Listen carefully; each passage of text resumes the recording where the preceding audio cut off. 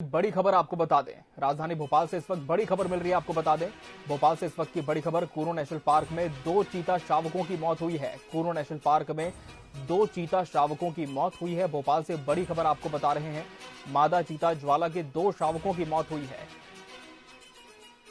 भोपाल से इस वक्त की बड़ी खबर आपको बता दें, कुर्नू नेशनल पार्क में 2 चीता शावकों की मौत हो चुकी है। मादा चीता ज्वाला के ये 2 शावक थे। अब तक कुल 3 शावकों की मौत हो चुकी है। अब तक कुल 3 शावकों की मौत हो चुकी है।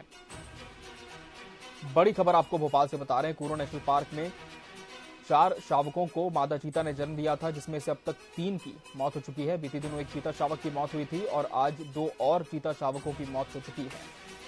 बड़ी खबर इस वक्त की आपको बता रहे हैं, कुर्नू नेशनल पार्क में बीते 2 महीनों में 6 चीतों की मौत हो चुकी है। पिछले 2 महीनों में 6 चीतों की मौत हो चुकी है कुर्नू नेशनल पार्क में। बड़ी खबर आपको बता रहे हैं, कुर्नू नेशनल पार्क में 2 चीता शावकों की मौत हुई है। कुर्नू नेशनल पार्क में 2 चीता शावकों की मौत हुई है।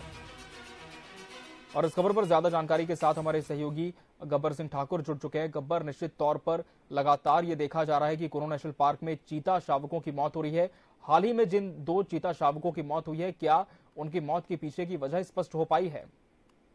जी बिल्कुल अमित जी, देखिए ये बहुत ही चिंता का विषय है कि जहां इंडिया में विशेष तौर से कुर्नू नेशनल पार्क में चीतों के लिए रखने के लिए कितनी कवायद की गई थी, विदेशों से चीते लाए गए थे, लेकिन सबसे बड़ी दुर्भाग्य की बात है कि आज हमारे देश में जो चीतों के नाम से जाना जाता था, अब विशेष तौर से मध्य प्रदेश, अब वहां पर चीते हैं जो कि चीतों की मौत के साथ साथ में जो शावक हुए उनकी भी मौत हो रही है। अभी हाल ही में जो मादा चीता है ज्वाला, उसने 4 शावकों को जन्म दिया था और तब बहुत ही खुशी हुई थी, क्योंकि जिस दिन जन्म दिया था उसके जस्ट पहले ही एक चीते ने अपनी जान गंवाई थी, उसकी मौत हुई थी, कहीं ना कहीं दुख था।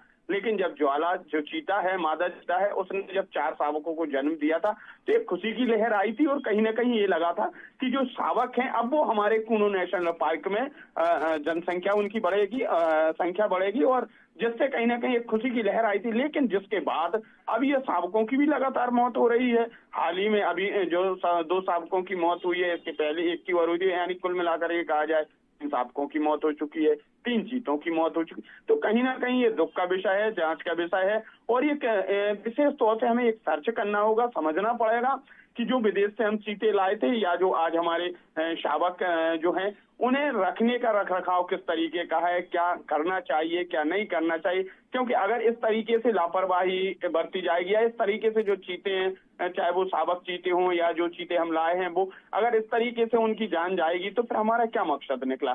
करोड़ों अरबों रुपया जो हमने खर्च किया है सरकार ने, या इतनी कवायद की गई है, वो क्या मतलब निकलेगा। और यहाँ कहीं ना कहीं एक मिस्टेक समझ में आ रही है, क्योंकि जो लगातार चीतों की मौत हो रही है, इससे ये समझ में आ रहा है कि जो वन विभाग है या फॉरेस्ट विभाग है या वहां पर जो अधिकारी हैं, कर्मचारी, वो हमें लगता है समझ नहीं पा रहे हैं कि उनकी जो भौगोलिक स्थिति है, जो उनको रखने का तरीका है या खान पान का तरीका, वो हमें लगता है कि एडजस्ट नहीं हो पा रहा है या समझ नहीं पा रहा है। या जो चीते शावक हैं, शावकों के लिए तो कम से कम इंडिया के हिसाब से ढाला जा सकता है।